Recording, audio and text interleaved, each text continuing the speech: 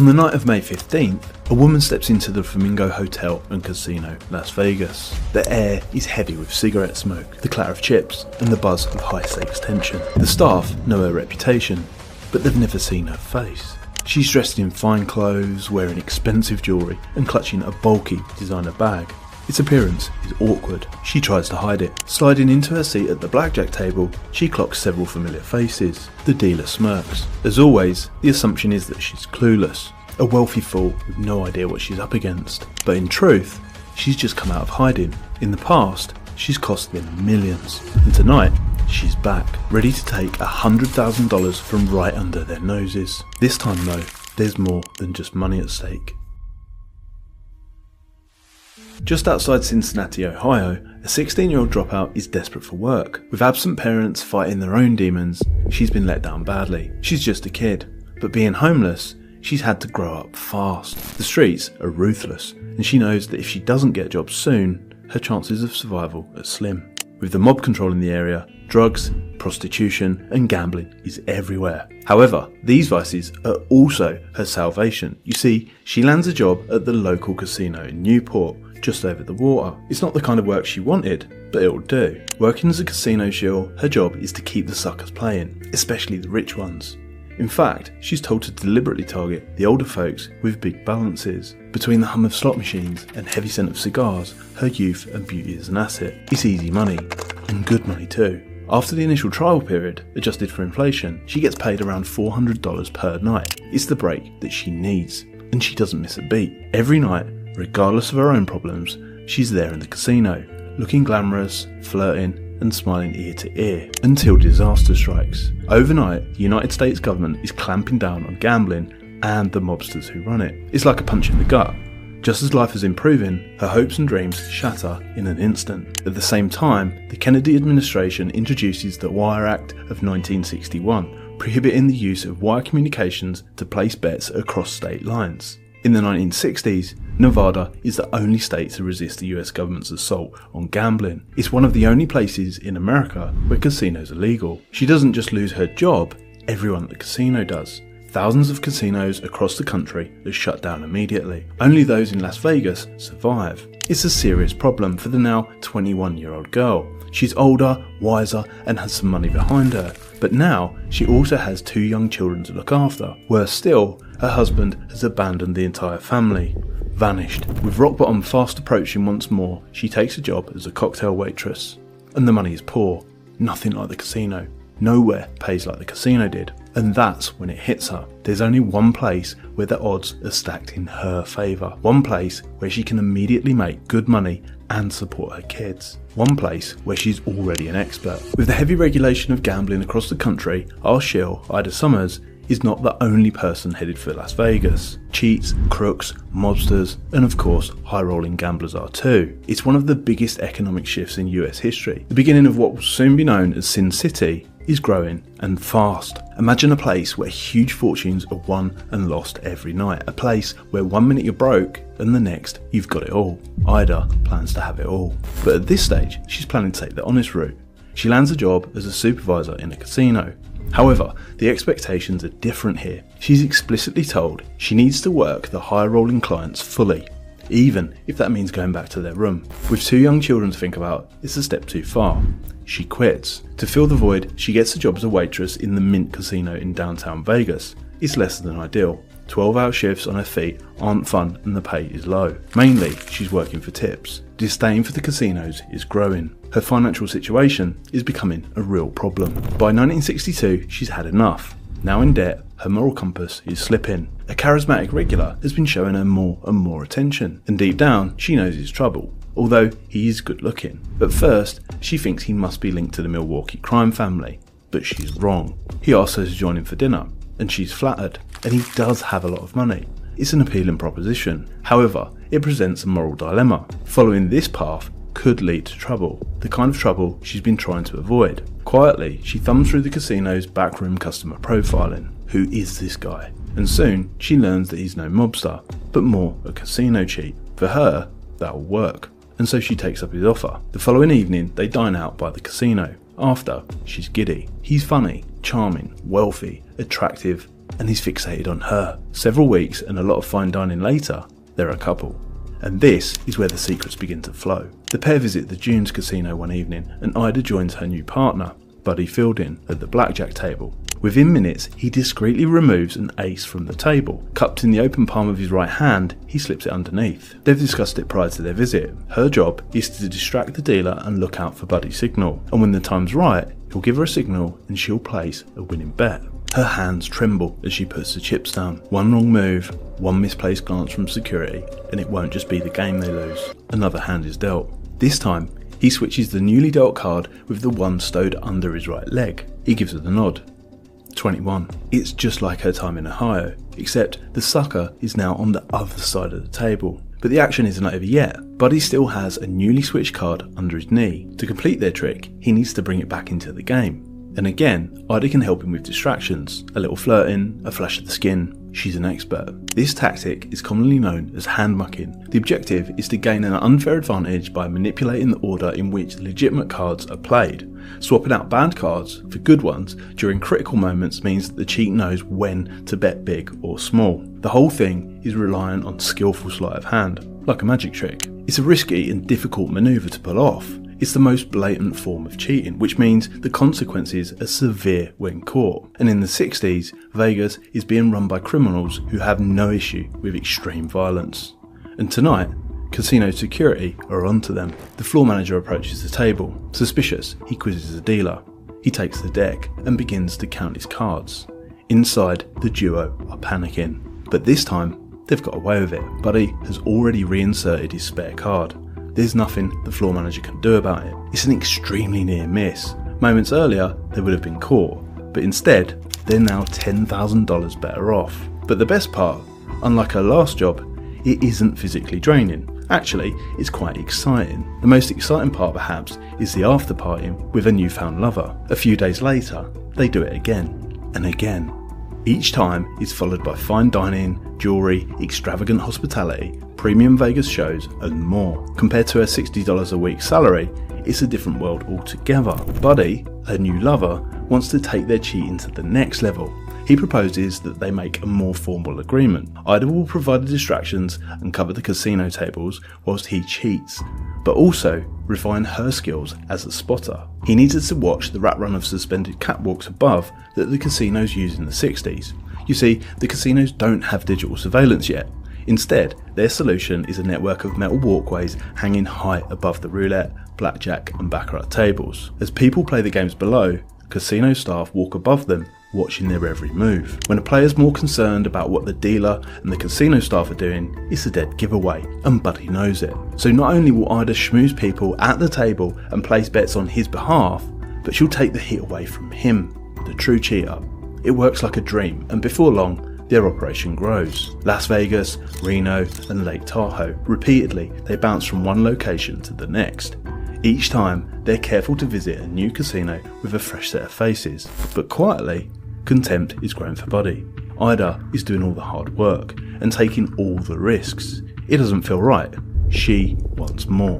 Come 1963, Ida is no longer a naive girl. She wants in on the main action. She wants to learn how to switch cards herself.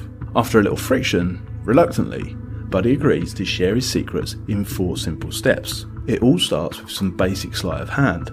First, there's palming a card, a discreet manoeuvre that allows him to remove a card from play without being noticed. Second, hiding the card. For this, Buddy drops his hand under the table where the card is then stowed under the crook of his knee. Third, the swap. During play, when the time is right, the hidden card is exchanged for another. And finally, the return, getting that spare card back into the deck without being noticed. Now this is a time when you're allowed to touch the cards with 2 hands, making it easier than today. She practices over and over again for weeks. 10, 20, even 80 hours a week is spent perfecting her craft. She wants to be the best, better than Buddy. She'll have to be, because she plans to go head on with the most dangerous casinos in all of Vegas. The Stardust, the Sands, the Flamingo, she's going to take them all on. Behind the innocent facade, she's gradually evolving into a hardened criminal. It's a plan ahead of her time, a time when women are the last cheating suspect, and it works in her favour. She always makes the switch and gets her card back in the deck. Now, With both of them switching cards and betting big, they double their profits. For Ida and her kids, it's life-changing. With a stable environment, quality education and a full-time nanny, they experience a life that she never had. Additionally, they move into a better neighbourhood and splurge on more and more treats. And by the end of 1965, she has nerves of steel. The pair are clearing $20,000 per month. It's massive money, equivalent to around $190,000 today. Confidence and greed are on the up. They're getting very wealthy, fast. What could possibly go wrong? Halfway through 1966, Ida is hungry for more. She's about to push her plan to the limits because instead of switching a single card within play, she wants to switch out the entire deck. Imagine that, knowing every single card and its position within the deck. To the average person, it's pure insanity. However, to Ida, there's an opportunity that's too good to be missed here. A stacked deck will make her the mother of Vegas cheats. Plus, it will guarantee her more money than even she can spend. What follows is both cunning and devious. She knows that in order to pull off this switch, she'll need extra help. A small team of cheaters must descend on the table and act together. To ensure full control and solidify their partnership, Buddy and Ida get married. Their first recruit is a trusted friend, Roger. His wife Elizabeth soon follows. Next is John Soares, a known card counter and casino cheat. Between them, they formulate a cunning but simple plan. After picking their mark, Elizabeth, Roger and John will take their seats at the table. If others are present, they'll have to squeeze them out. When the time is right, Ida will take the fourth and final seat. The timing has to be perfect because there's only one moment in each game where this will work, when the dealer shuffles up and asks the player to cut the deck. At this point, John, Roger and Elizabeth need to distract the dealer and shield what is happening from casino security. Ida will make the switch and leave shortly after. This is where Buddy comes in because his job is to take Ida's seat and then play out the combinations that are pre-arranged in the switch deck whilst betting big money. With casino security walking the floor and suspended above, it's incredibly risky. The most challenging phase of their plan is committing to the switch in the first place. To ensure a smooth transition, Ida and her team create a simple set of hand signals. They'll be entering the casino separately and behaving as though they've never seen each other before, so it's a crafty method of communication. A scratch to the nose, a clenched fist on the right cheek, a brush of the arm. They all have their own meaning. It's a wild plan where the stakes couldn't be higher. Getting caught could end in violence, or worse still, an unmarked grave in the desert. In many ways, it's the ultimate gamble. At 9:16 PM, Ida and her three accomplices enter the Stardust Casino and Hotel. Posing as recreational players, Elizabeth and John take their seat at the table. But there's a problem. As they sit down, an elderly man joins in. In front of him is a freshly poured beverage and a large stack of casino chips. They need to get rid of him. He's drunk and Elizabeth thinks fast. As he sways towards her, she knocks his drink directly into his lap. It all happened so quickly, nobody really knows how it happened. Apologetically, she offers to buy him another drink, but he's already had enough. And now, it's just Elizabeth and John. As the drunk guy leaves, Elizabeth's husband and Ida join them. All seats at the table are now gone, and now they're ready. On minimum stakes, they play a little. Ida flashes a little skin and works her charm as usual. But really, underneath, they're all tense. That all-important moment is coming up.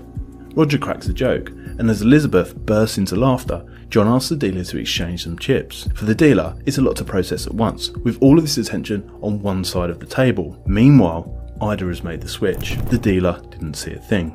Nobody did. She makes her excuses and leaves while the others deal in. Getting caught with a real deck in her bag would be disastrous. It's a seamless transition, because as she gets up, Buddy takes her seat. Now he and the others have memorised much of the deck sequence, and now it's showtime. But first, they throw a few hands so Ida has time to escape. But what follows is a new high. They've doubled their profit and reduced a week's work into just a few hours. The bottom line, nearly $10,000. However, this is the start of a bigger problem, a problem that has been festering for a while, a problem that Ida never thought she would have to face. For over 6 months, the team have been switching decks and winning ridiculous amounts of money. For the casinos, it's less than ideal. On several occasions, their play is halted and the deck is checked. The casino staff are powerless. They haven't got a clue how this bunch are continuously winning. The casino dealers, floor managers and pit bosses aren't the problem though. The initial excitement between Buddy and Ida has worn off. Both of their needs have changed and they're not getting on like they used to. If anything, all this money is making it worse. In a dramatic turn, she leaves him. It's a pivotal point. She's come a long way. It's a chance to quit while she's ahead and focus on her children. But no, she has a criminal mind, and she's not done just yet. Without Buddy, the team forges on. Instead of switching more decks, they focus on extracting more money each time they do it. In the 2 years that follow, they increase their weekly profit by several $1,000s on average. The only trouble is, the casinos are now fully aware. They've realised that deck switching is a problem. At the Stardust Casino, another team, unrelated to Ida and her crew, are caught. The mobsters running it are unforgiving. Plus, around the same time, card counting is growing in popularity. The casinos respond quite aggressively by changing the game. Almost overnight, they introduce shoes at every blackjack table. Instead of the existing single deck of cards, the shoe is designed to hold 4 different decks in one plastic container. The dealer dispenses each card by drawing it downward from the shoe's open mechanism positioned at the front. For Ida, it's a problem, a big problem. These dealing shoes hold 4 to 5 decks of cards, meaning that there are 4 to 5 times the opportunity per shoe, if she can find a way to swap it out. The team thinks she's totally lost her mind this time. That is, until she brings in an acquaintance. Someone desperate for cash. Someone who's fed up with the casino. Someone on the inside. It's 1971 and 4 team members enter the Golden Nugget Casino. Undeterred, they're about to attempt the unthinkable.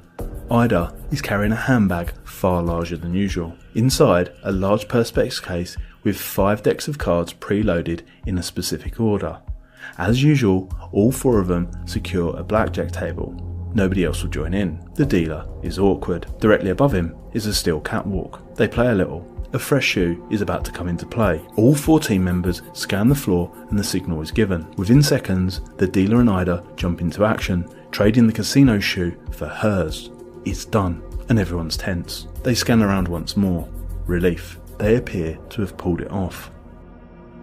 They've got away with it and made more than $50,000 in a single night. Now this strategy is riskier than before, so they reduce the amount of hits that they make, spreading them over many months, all the while increasing the scheme's profitability. Plus, there are only so many casinos, staff and opportunities. Doing it too often isn't a good idea. They need to be careful. They don't know it, but it's not just the casinos that are after them now. Early in the 1980s is business as usual. Everything is set. The table is secured, their dodgy dealer is in place. Ida sits at the table, clutching her bag.